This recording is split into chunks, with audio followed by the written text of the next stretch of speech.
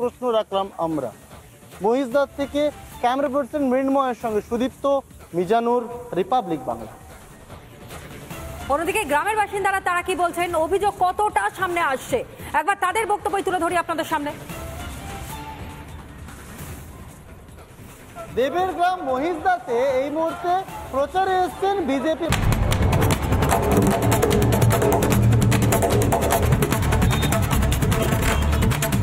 প্রথম দফায় ভোট গ্রহণ হয়েছে কুচবিহার লোকসভা কেন্দ্রে, আর ভোট গ্রহণের পর থেকেই শুরু হয়ে গিয়েছে ভোট পরবর্তী সন্ত্রাস, যেটা দেখে রাজ্যের মানুষ মনে করছেন এটা আদতে হয়তো একটা হিন্ট যে আরো 6 দফায় ভোট গ্রহণ এবং তারপরে ফল প্রকাশের পর ঠিক কি ধরনের সন্ত্রাসের মুখোমুখি হতে চলেছে গোটা রাজ্য।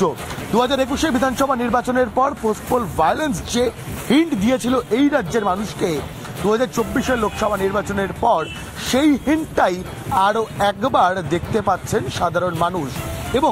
এবং ইতিমধ্যেই কুচবিহারে যারা বিরোধী রাজনৈতিক দল বিজেপির কর্মীরা রয়েছেন তারা বলছেন তৃণমূল কংগ্রেস তো এই হিন্ট ভোট গ্রহণের আগেই দেওয়া শুরু করেছিল যে ভোট গ্রহণের পর কিন্তু সন্ত্রাস চলবে, এই হিন্টটা তাদেরকে অনেক আগেই দেওয়া হয়েছিল নানান রকম হুমকি ধমকি শাসানির মাধ্যমে। আর যে হিন্ট তারা পেয়েছিলেন সেটারই বাস্তব রূপ, কোথাও শীতলকুচি, কখনো বা আবার দিনহাটার বিভিন্ন জায়গায় বোমাবাজি, ঘরবাড়ি ভাঙচুর, এমনকি বিজেপি কর্মী বা তাদের পরিবারের সদস্যের উপরও প্রাণঘাতী আক্রমণের মধ্যে দিয়ে তারা পাচ্ছেন।